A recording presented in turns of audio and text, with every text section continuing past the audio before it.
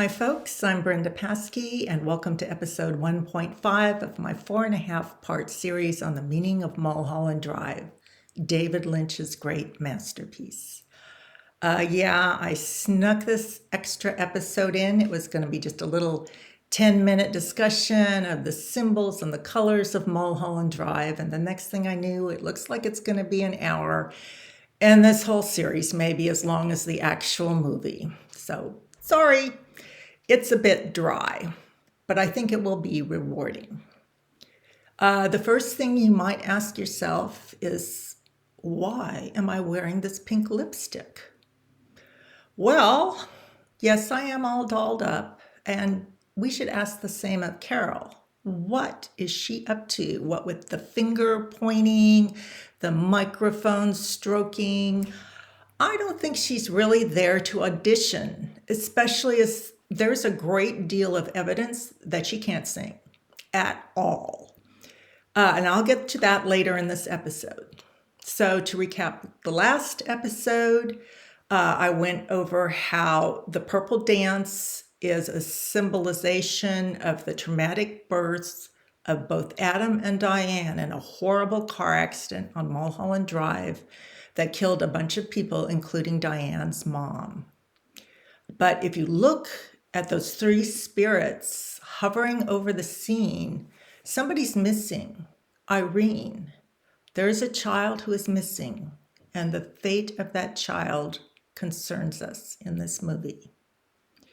The second thing I'd like to remind you of is that David Lynch uses a lot of subliminals in his movies.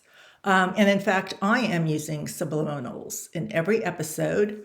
No one has noticed, and that's because they don't work. And that's why we need videos like this. As compensation for not really diving into any of the sections of the movie, I'm going to answer a couple more of David Lynch's questions very quickly and add another to my list of mysteries. Why does a cowboy hide his hands? The answer may surprise you. So here are the 17 mysteries I am not going to solve in this episode. The red ones will be solved in the reality section, the black ones in the section after that, and the final section will solve the blue ones. And number 16 and number 17 are the most terrible secrets of Mulholland Drive. I'm going to answer two more questions here. We already talked about the clues at the beginning of the film, and we've noted that Aunt Ruth is in hell, although why she is there has not been revealed. So number 4, I also went over briefly in the beginning. The location of the accident was Mulholland Drive. Mulholland Drive is where many died and many were born. Then number 3, the title of the film that Adam was auditioning is an anagram. And I really studied and thought about it, and this is what it resolves to. It has a direct bearing on the final conclusion of this movie. Trust me.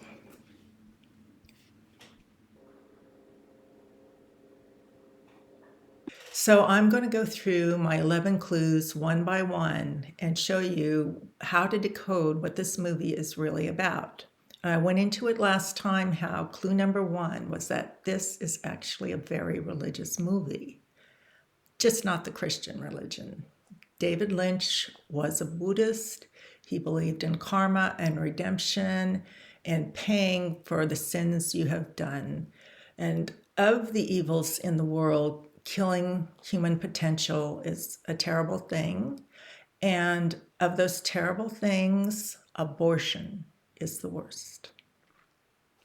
Yeah, I said it. This is an anti-abortion film. And this is why he is tiptoeing around and not telling anyone what he means, just saying, figure it out for yourself. And it did take me a while to figure it out because I just don't agree with him. And you're saying there's no abortions in this movie? There's no children even. What are you talking about?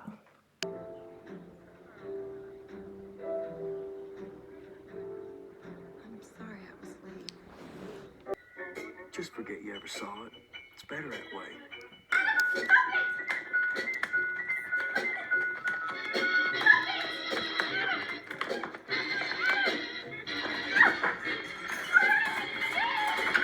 Bastard! You bastard! Probably upset, Lorraine.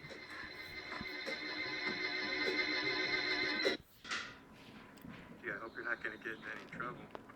Oh, that was just a thing, man. Someone is in trouble. Something bad is happening. I'm sorry, but I don't know who you are, and... Louise, what are you doing, Louise? Oh, Coco, I've been trying to get a hold of you since 3 o'clock this afternoon. That one is in my room, and she won't leave. I want you to get her out. I want you to get her out now. This is Louise Bonner. I'm sure she meant well. Now, I'm going to trust you to sort this thing out. Thank you. Don't make me out to be a sucker. Louise Bonner said there's trouble in there. Remember last night? Well, sometimes she's wrong. But if there is trouble, get rid of it.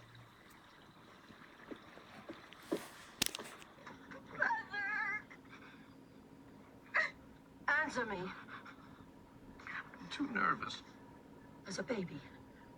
It's at the hospital. Mom! And you're the father. That's impossible. It's only... They're still not sure it is a baby.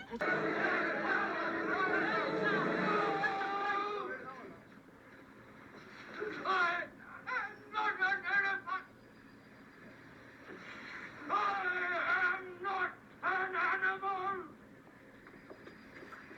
I am a human being!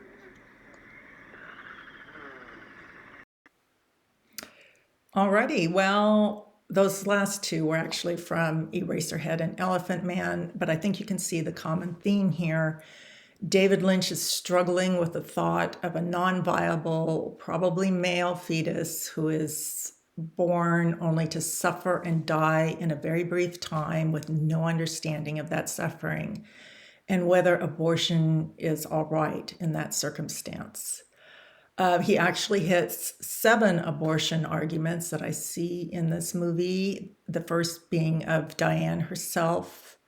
She's born into terrible circumstances. It guarantees she's going to do terrible things, suffer, and cause unimaginable suffering.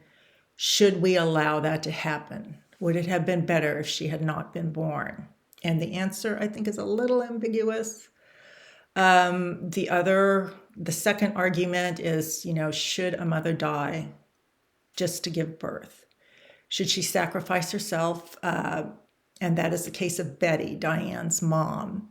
And the answer is no, but what a wonderful mother she is if she were to do that. The third was, should a mother allow her life to be completely devastated, all her dreams destroyed by the birth of a child? And David Lynch's answer is pretty much, yep, you got to go through with it.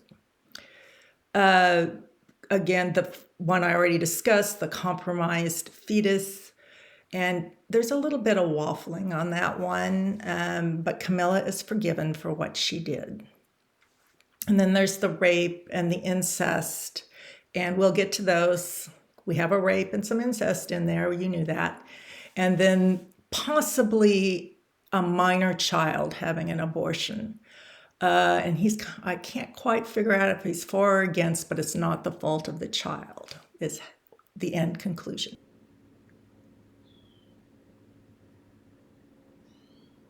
Number 2, the inherent sexism of society. Now, this is probably going to be even more controversial than my point number 1, but I believe David Lynch is calling that out.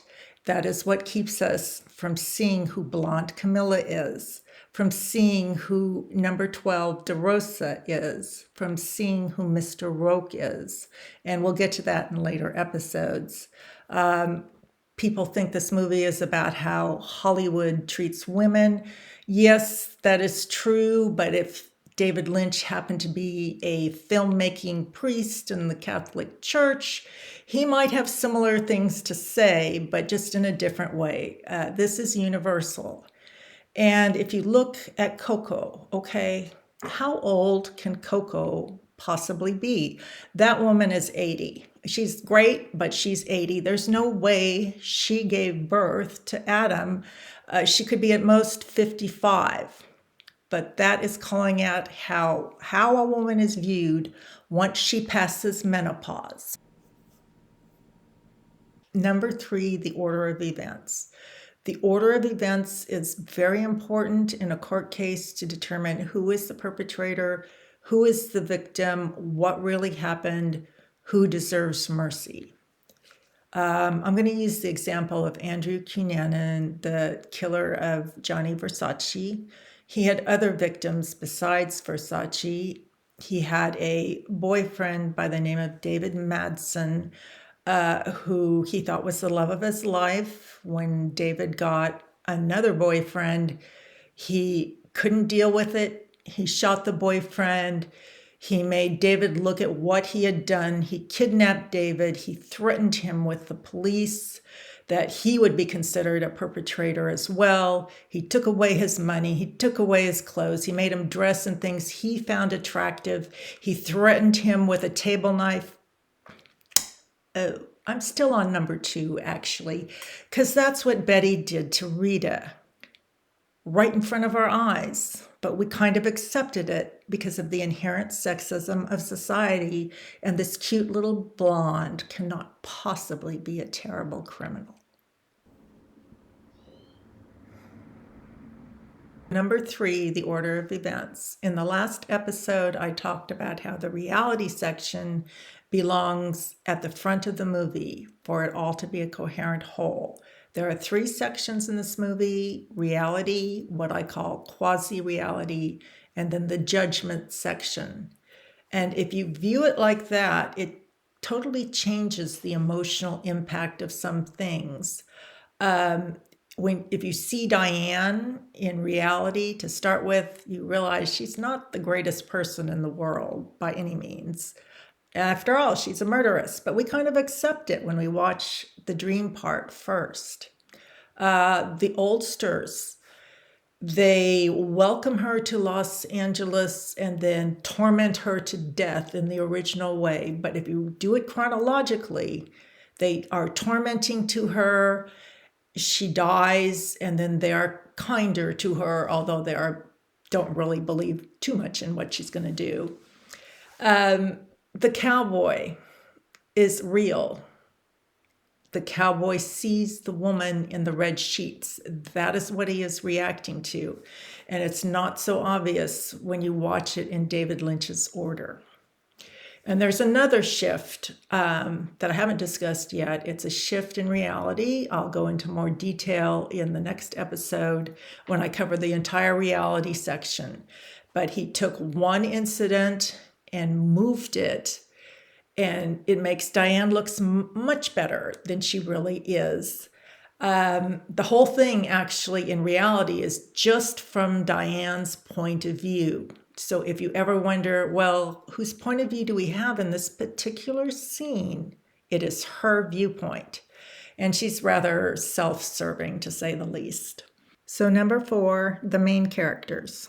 We have 3 obvious main characters: Adam, Camilla, and Diane.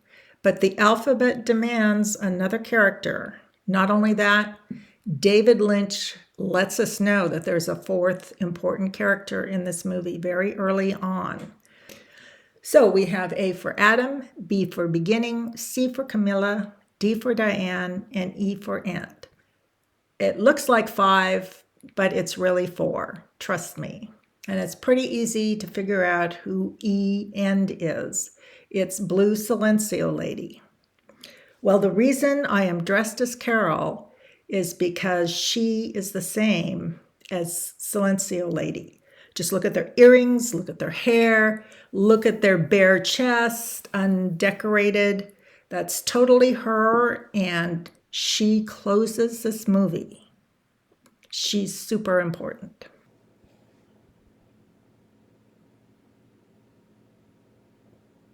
Number 5, the Beatrice Cenci legend.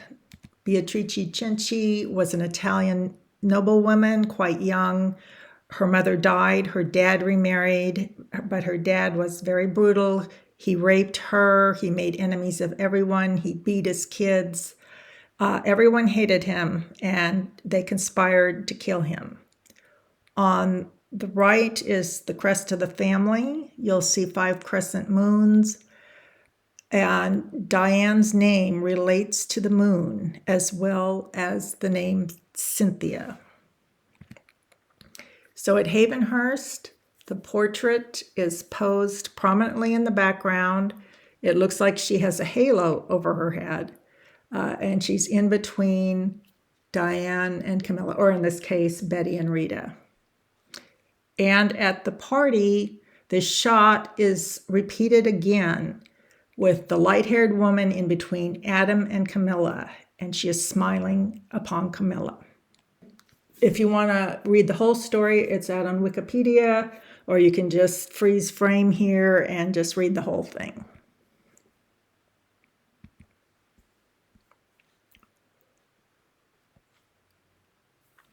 Number 6, art, music, and paintings.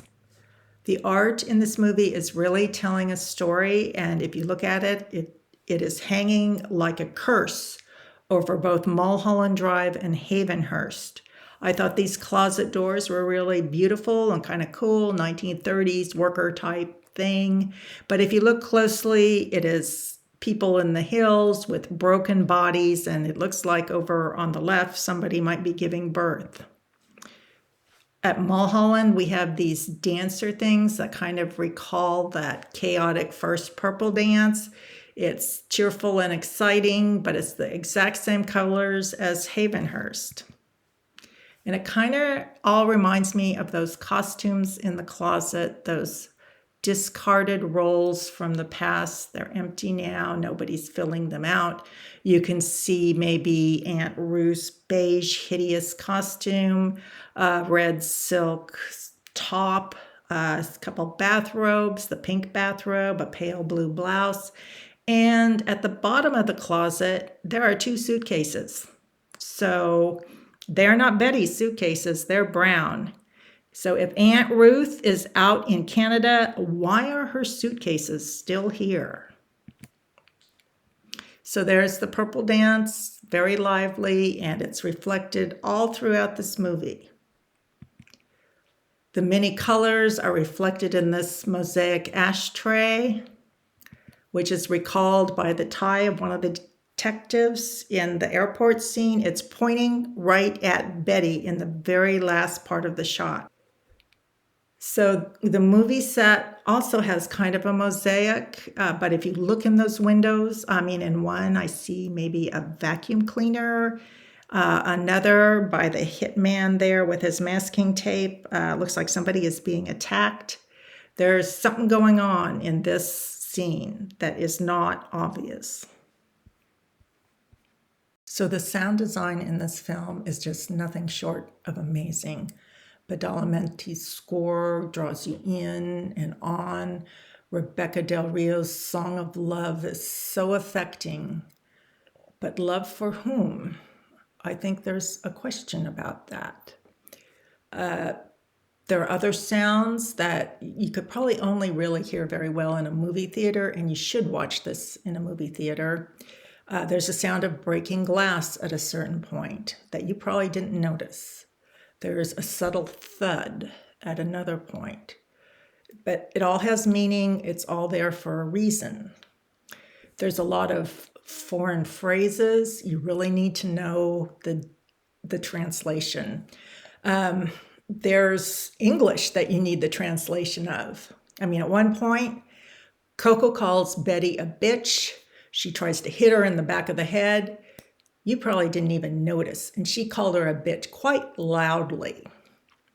If you want to know if somebody is alive or present, if they do not speak anything clearly, or just nod at you or whatever, they're probably dead. If you see them from the back, that is them leaving life or in danger of dying. There are English phrases that seem perfectly clear, like see you later, or this is the girl. They have a specific meaning, and it's not quite the words presented. There are other words that are just whispered. You can barely hear them. There's words that are just mouthed. You'll see that a couple times. You'll see that. There's hand gestures. I don't know if I'm doing this right. This shows up several times. It means wisdom. Somebody is telling Adam to be wise.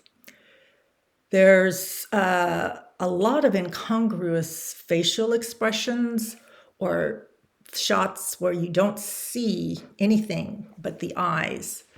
So I'm going to give you some completely different readings of some of these scenes.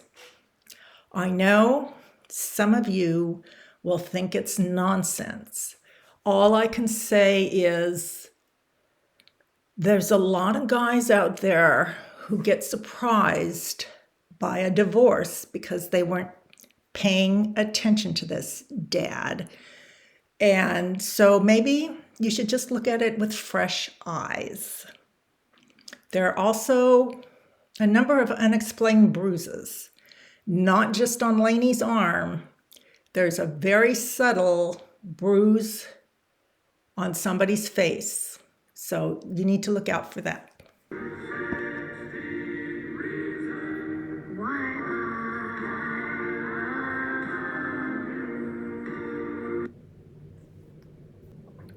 So here's a little clip of Carol at the audition. She's shooting some pretty dark looks at Adam. The black lady rolls her eye and laughs when she hears the I love you part of the song. And Carol finishes it up by stroking that microphone. And what could that mean? Let's watch again with this in mind.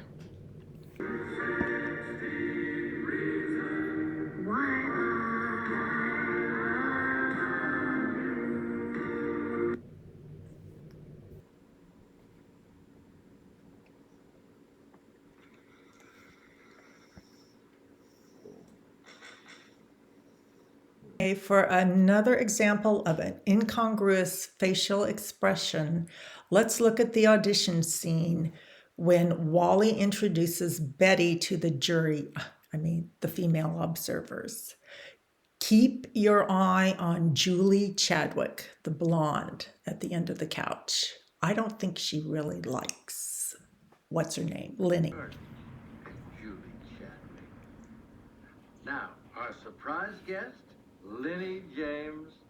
Alas, we can't afford her to cast our show, but, well, as casting agents go, she is the best. Well, thank you all. Hello, Betty. Very pleased to meet you. This is my assistant, Nikki. So did you notice the sparkly jewelry around the necks of a lot of those singers? That denotes great singing talent, and it doesn't have to be a necklace. It could just be an emblem across your chest. If you have that, you have the remarkable gift of singing. And apparently, Carol does not have that, and we have other proof of that, actually. Number 7, colors. I think this section will be the most useful to people.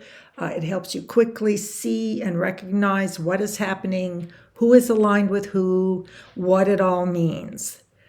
These colors pop up in unexpected places sometimes, and my pictures are not exhaustive. There will be more clues that I haven't given you. You'll have to figure it out for yourself. So here is the cheat sheet I came up with. You might want to pause and print it off and keep it handy for when you next watch the movie. There's 3 family names, Castigliani, Roque, DeRosa. There's some general characteristics, guilt, a killer, ingenue, potential, power, and then there's the paper bag.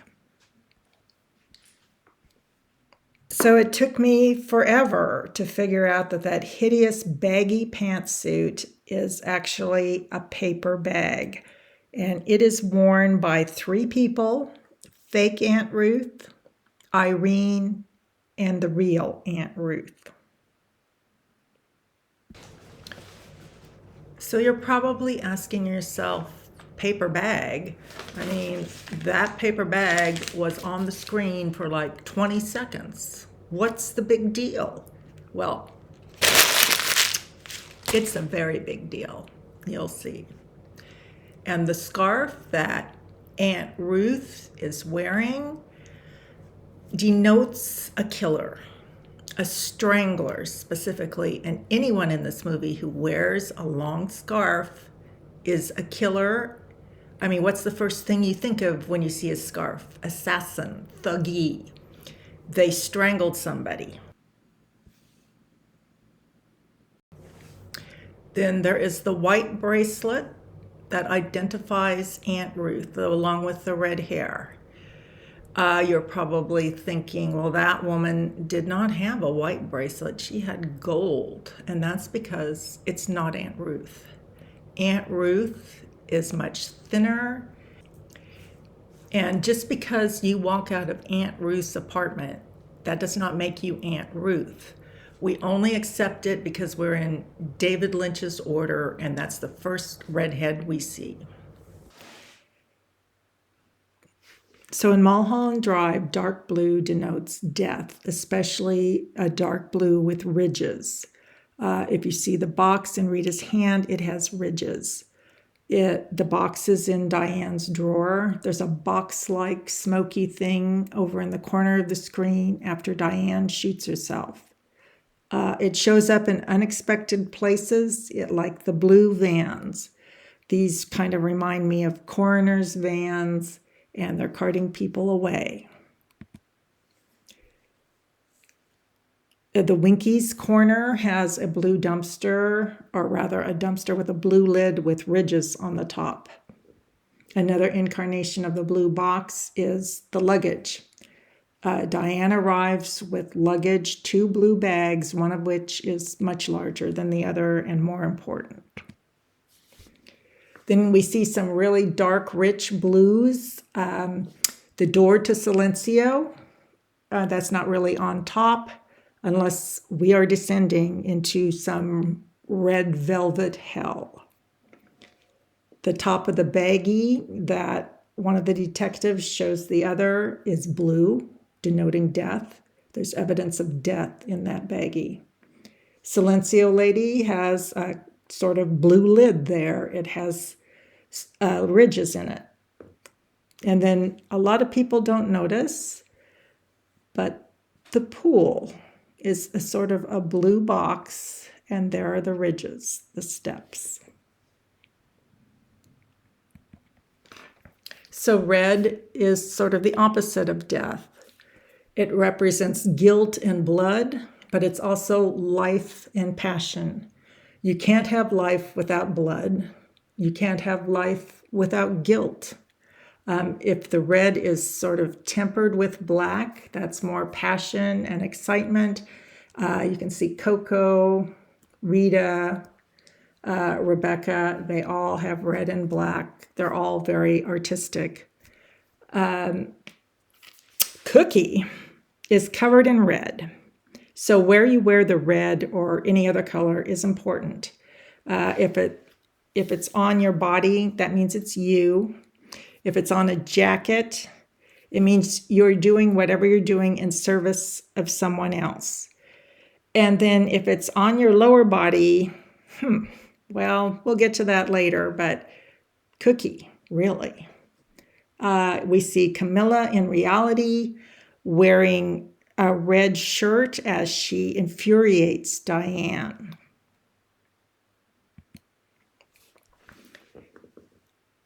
In quasi-reality, we see people wearing red shirts when they are being judged. That's why both Betty and Rita wear red shirts. And Rita and Camilla wear the same shirt. Camilla wears it in reality as she is getting thrown out of Diane's apartment. We see a red light over fake Aunt Ruth's shoulder. This is an unusual place for red, but that is Wilkins' apartment. So Wilkins has a big mouth, I think, so he may be regretting something he did. Betty has a red skirt. It may represent the traumatic birth of Diane or something else. And DeRosa has a red shirt. He is the one who caused the car accident.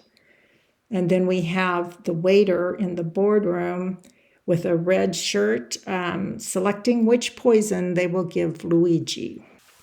So did you notice the pearl necklaces that Camilla has around her neck?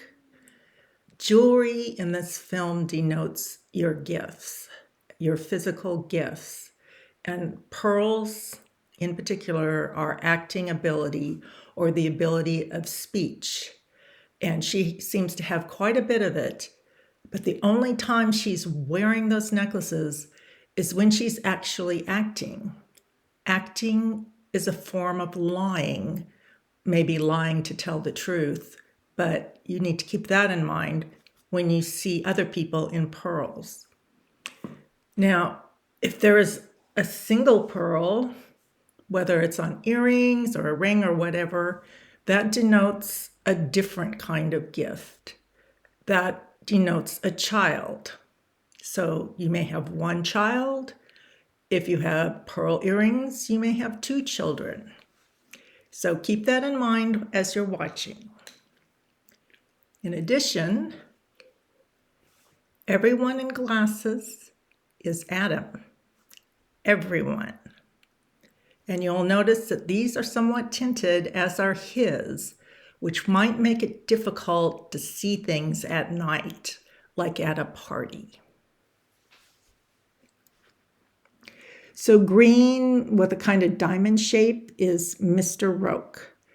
And if you start looking around, Mr. Roke has a lot of allies we weren't expecting. He's got that very expensive tie in green and yellow, but then Wally wears the green diamonds as well. Bob Brooker's shirt has a diamond kind of pattern. Even Cynthia has kind of a diamond pattern in her clothes. And then where you don't expect it is a lot of these taxi drivers, helper guys, just complete unknowns out there. They're wearing green with a pattern in it. Going down from Winky's Diner in an unexpected place, the freshly painted railings there, I'm convinced that David Lynch had them painted so they'd be the right color. They make kind of a diamond shape. And then the cash register is kind of a diamond shape as well. It's clear that Winky's Diner is the domain of Mr. Roke. So there are many clues as to which character you are watching in any scene. For instance, Betty often wears a barrette while Diane does not. Camilla wears dresses and skirts, but Rita always wears pants. I think it's still, anyway, fairly clear who they are and when. Less clear is Joe. Joe has full facial hair. So anytime you see somebody with a beard and a mustache, it's probably Joe, maybe not always. And Billy will have a small mustache. And who's Billy? Well, Billy is this guy.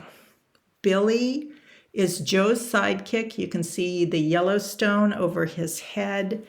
And you're going to say, hey, he doesn't even have a mustache in this scene. And there's a very good reason for that. And it is the same reason why Lainey is not a prostitute. So it took me a while to figure out, but the pale blue is not just DeRosa. It is DeRosa's orphans. When you orphan somebody, it might not be your own kids. It could be other people's kids. So that's DeRosa in the first picture, heading off Rita and chasing her basically into Havenhurst. Diane she looks like the little orphan. When I saw her in this costume, she just looked pitiful, and it reminded me of this book from my childhood. Lainey looks like she's one of DeRosa's orphans, and she is obviously very closely related with Betty. They look almost exactly the same pose, very similar hair.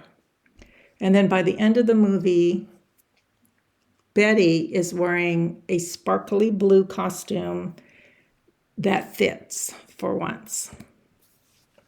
Some unexpected places for this blue are heavyset lady. She's got a blue jacket and roses all over her dress, which suggests she is protecting the DeRosas. Ed, oddly enough, has a blue shirt, as does Mr. Roke's helper. So how could they be the orphans? Then, of course, the male oldster, Irene's companion, is in pale blue. There's some pale blue roses in between Betty and Rita at Winky's. And then one of the detectives also has pale blue. The white can be Castiglione or good. So we don't really think of Castiglione as good, but maybe he did one good thing, a couple good things, who knows? So this is not just a family, it's of an organization. So we see some rather surprising people in white. And there's Kenny. We kind of knew he worked for the Castiglionis, and they're both the Castiglione siblings in white. But then you have people with white on their heads, and this means good for sure. The cowboy and Beatrice. So we get to Gray, and Gray is a dead Castiglione. So we don't know who this vacuum man is. He seems to not have turned out very well, but he's in gray. And Luigi at the party has a gray shirt. And then in the background of the airport, we see twins in gray shirts, and they're flanking Irene. And I'm going to talk about this more later. You have to pay attention to the background to really know what's going on. As they come down the escalator, Aunt Ruth, that's a redhead back there with a yellow scarf, she is glaring at Irene. The blonde lady looked at her and said, "Thank you." She mouthed the words on the way down. So yellow in this movie denotes a killer. Death in a yellow shirt carries away Betty to her untimely end in the very first sequence. At the party, Luigi is wearing a tie with little yellow stripes on it. Everyone else is wearing red, black, or purple. Aunt Ruth always wears yellow. Here she's dressed in yellow from head to toe. Sometimes she just wears a yellow scarf. Fake Aunt Ruth has a yellow shirt. And even when Aunt Ruth is all dolled up in sparkly colors, it's yellow. So the Winky sign is yellow. So that's kind of an unexpected place to have a killer. But we know a killer was there. Vacuum Man has a yellow vacuum, and he's standing against a yellow wall. There's 2 yellow flowers, a rose and 2 tulips, which both denote friendship and love. The rose has tipped out of its vase and has no water. The tulips are brown and withered. There may be no water in that vase. There's a water line, but I think Diane is probably a pretty terrible housekeeper. So did you notice Coco's thick gold bracelets throughout this? That denotes physical prowess or often dancing. And we know Ann Miller was a dancer, so David Lynch kind of telegraphed that. But in addition, if you see a gold ring, that has a specific meaning also. I'm not going to go into it in this episode, but Diane, for one, wears a very thick gold ring. The purple I've already talked about, the human potential and great human potential, like for royalty. So it was the background of the purple dance. It's somebody behind Betty at the airport is covered in purple. So I actually have no idea who that might be in terms of the story, but I'm suspecting it's significant. There are some things I really don't have the answer to, but I know there's an answer. At the party, you can kind of barely see that one gal next to Diane has a purple skirt. There's a woman there in a full purple dress. There's that blonde woman in the background who has a purple shirt. So, and then last of all, Louise Bonner has a purple ribbon on her veil. So the purple dance, the very first scene in this movie, is from the point of view of Diane. Diane, the unborn child. She's the child of a dancer. She feels the flipping around. She can hear the cheering. She can hear the music. She feels like she's part of it. She did it. And we will see several scenes from that point of view, not just of Diane, the unborn child, but other unborn children. If your mom wins a jitterbug contest, you won it. If your mom drives a car, you're driving the car. If your mom wears some costume, you are wearing the costume. So you have to keep in mind just who are we seeing in this scene. So last of all, we have Sparkly Pink. Sparkly Pink is the ingenue, the next big thing, Taylor Swift, what everybody's buzzing about. You got to be young, you got to be pretty, you got to be virginal. And Betty wears a sparkly pink sweater when she arrives in LA, but it's too small. She's outgrown it.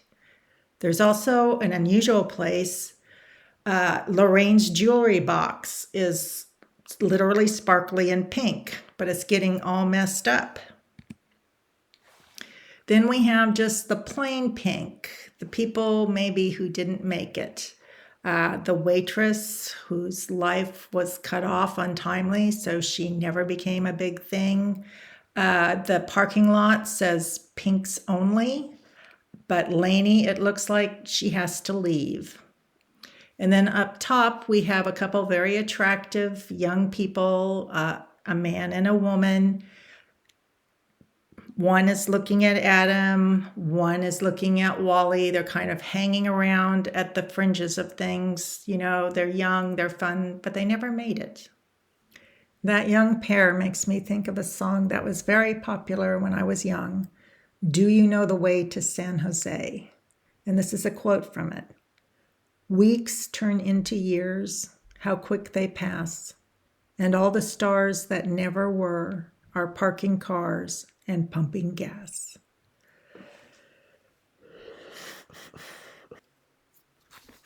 Number 8, numbers, names, and symbols. So the names are really significant. There's a huge number of names in this movie that relate to war or warrior or fighting. Just a few. Lorraine is famous army. Aunt Ruth, Gonzalez is battle genius. Chadwick is warrior town. Luigi is renowned warrior. Charles is warrior. Chuck is warrior. Carol, which is a variant of Charles, is also warrior. Louise, another renowned warrior. Nicoletta, victory. Vincenzo, conqueror. Herb, renowned warrior again. William, who is Wally, a protector, a warrior. And then Wilkins, son of William? What? Then Joe and Lainey have names to do with fire. You from the script is how you know his last name is Messing. He never says it in the movie. It means brazier, which is something for grilling or turning wood into charcoal. Lainey is the same as Elaine or Helen, which is bright or a torch.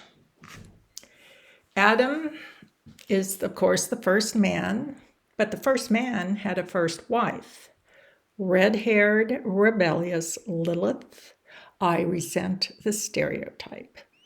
Camila in Spanish means stretcher, which carries bodies. Sounds ominous, but it isn't. Hank is a diminutive of Henry, which is a house ruler or dad. Hank, who's Hank? Hank is the guy always standing behind Adam and helping him out.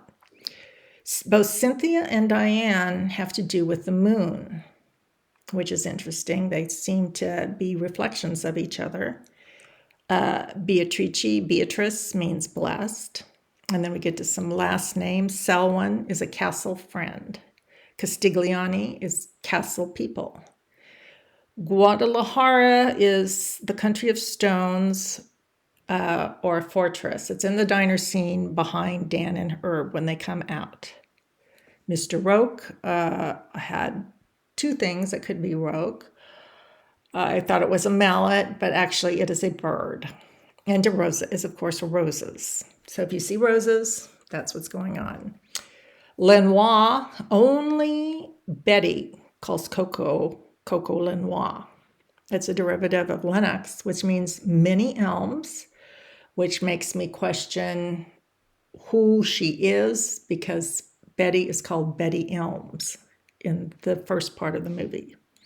Mr. Darby is Deer Park. Woodrow or Woody is a path through the woods. Sylvia North. So there are three families battling it out in this movie: the Roques, the Castiglianis, and the DeRosas. For the longest time, I thought Roque referred to Roque Mallet or La Rocca, where the Cencis lived, and he was hit over the head with a hammer to kill him. So I thought that's what it was. However, nope. It is a rook, and not a rook in terms of a chess piece, a rook in terms of a bird. It's like a crow, and they steal things. So here below are the symbolic representations of the three warring families of Mulholland Drive. These symbols are very important because if you can't wear the color of your family for some reason, you can still be identified by these symbols. So we have obviously the blue rose for DeRosa, the green bird for Mr. Roque, and also Castigliani is a white bull. And remember, white bulls were often used for sacrifice. So yes, I am aware that this is a green, scaly pterodactyl. Were you aware that birds are dinosaurs? And this is the symbol of that very primitive, earthy people. Now you may say, there are no bulls, there are no birds anywhere in this movie. There aren't any animals at all. Even the dog really never shows up. But you are wrong. Take a look.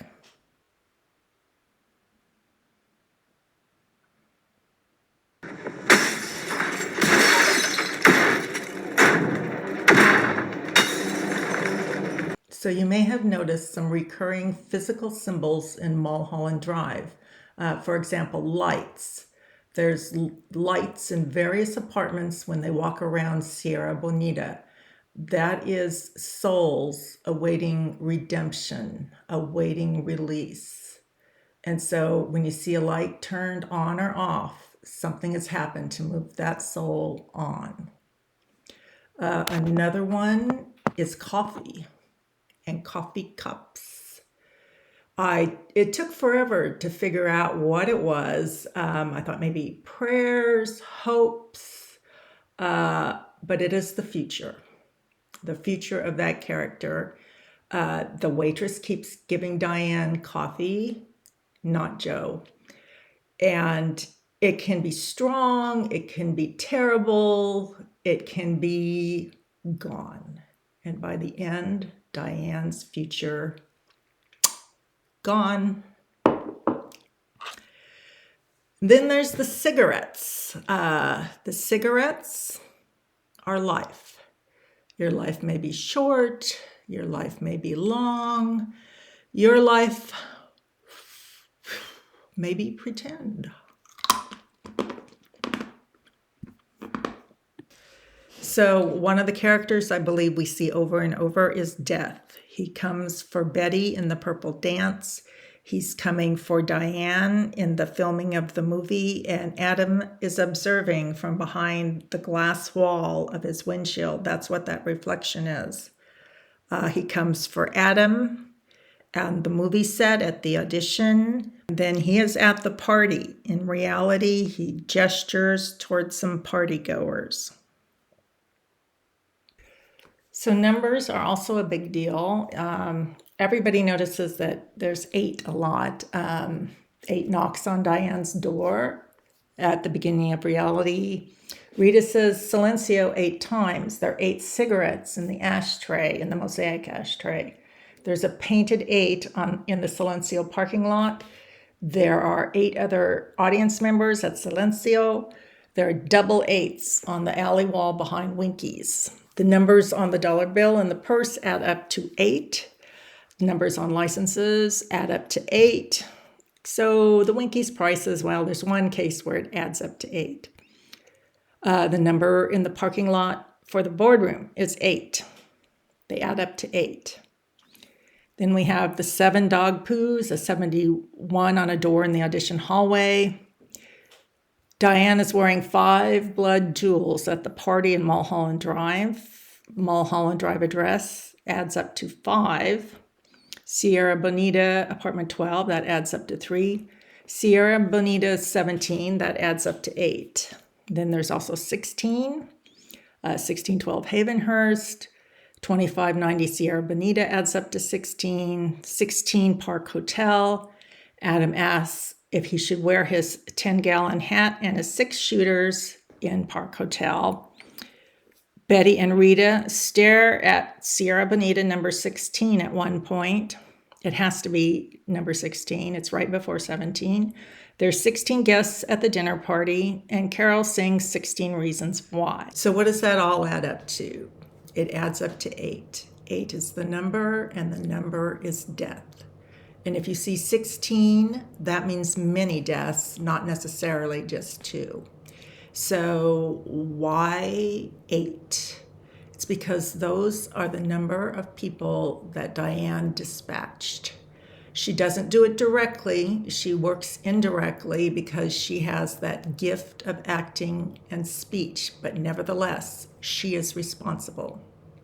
So who are these 8 people? Adam, Camilla, Coco, Luigi, both her parents, both the oldsters, blonde Camilla, and the cowboy. 8. Yeah, it's 8. Trust me. So here are the license plates that all add up to 8, except that one at the airport, which adds up to 4. And there's 4 zeros. So I interpret 4 zeros as being 4 losers. Here's the numbers in the boardroom parking lot. Anything to do with money seems to add up to 8. There's over at Winky's, the only one that adds up to 8. There's a couple of 6s. The one for the senior prices, though, the 3 and the 5 add up to 8. So I don't know what senior and death might mean. There's a 71 right behind Nikki's head. Number 9, the background of scenes.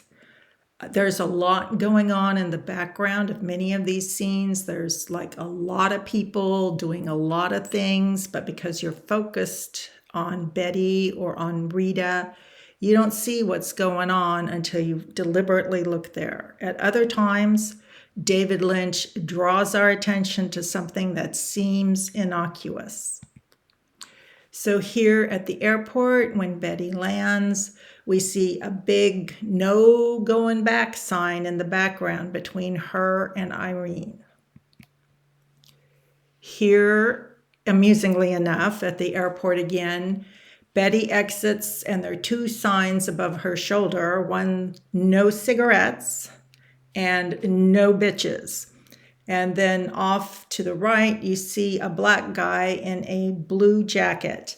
And in the background of a lot of scenes, there's like one black guy and one black woman. And you see it at the party, but you see it several other places, like at Carol's audition. So the boardroom, this scene too, I'm not going to go in depth. It's just got a huge amount of information in there. We have those golden beacons of light kind of pointing at Vincenzo. We have two very empty, pristine ashtrays. We have some water glasses on that table. But we also have two empty chairs on each side of the table. I think the one on the Castiglione side is probably for the missing sibling. And the one on Adam's side, I'm not sure. It could be Aunt Ruth. But the thing everyone misses is these two seats right in the foreground, right in our face. This is a recurring theme, two empty seats. And here they are again on Mulholland Drive. There's a pink one and there's a blue one. Well, what does that make you think of? Boy and girl. So there was also a golf club on that boardroom table. And we see golf clubs again and again, but nobody really talks about them. It's just sitting there on the table in the boardroom. Adam walks into Mulholland Drive before he sees his wife with the pool man, and he very pointedly puts the golf club there right by the front door. He stares at it, but nothing is said, nothing is indicated why that's significant. So there's a lot of upright shafts in this movie, topped by knobs. I really can't imagine what it could mean, Dr. Freud, but it does mean something. And it comes in unexpected places. Here is a sprinkler control or something looming over Rita while she's hiding in the bushes. It's reminding her of something.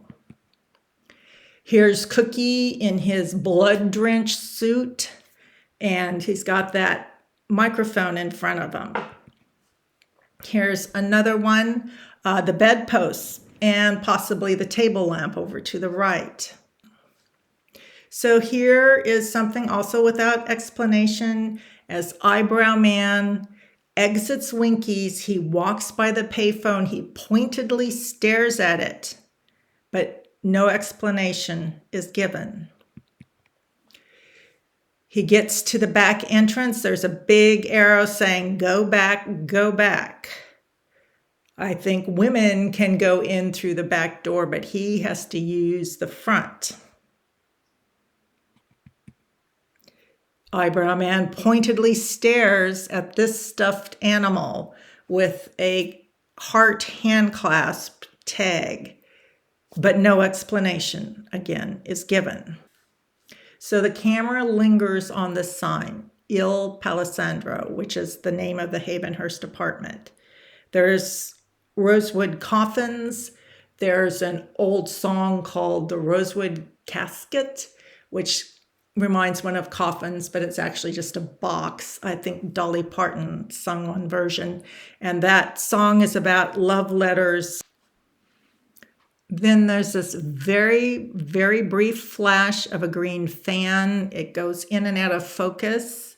Whenever you see blurring in this movie, it probably means the passage of time or reflecting on the past. And this fan, you'll notice, is green, the color of Mr. Roque, and it's recalling bad things. I think, I did not see Twin Peaks, but I believe a fan is involved in that. So it's involving sexual abuse. She's recalling it.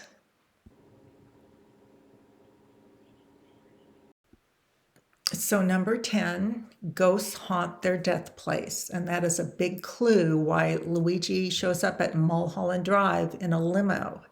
Ghosts can't go anywhere that they weren't in life.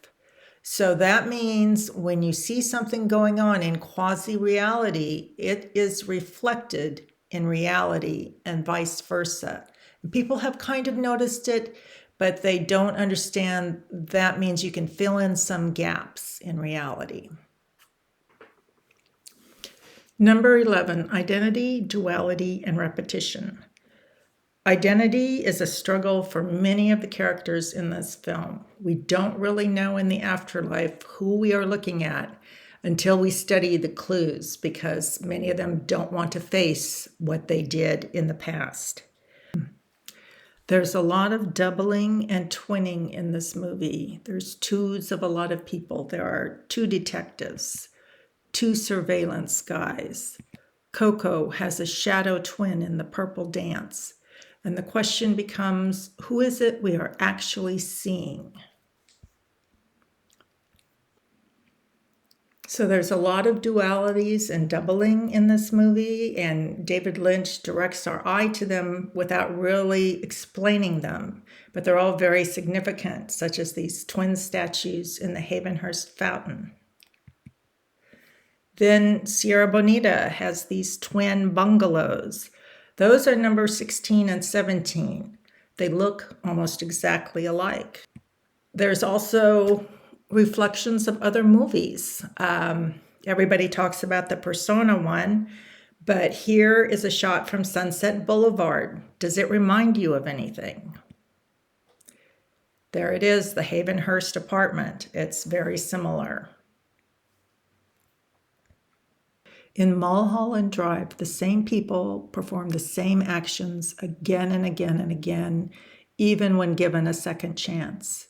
They stay on the wheel, they make the same mistakes, they experience the same suffering, and it continues in the cycle. It is all recorded, and it will all happen again. Well, there it was.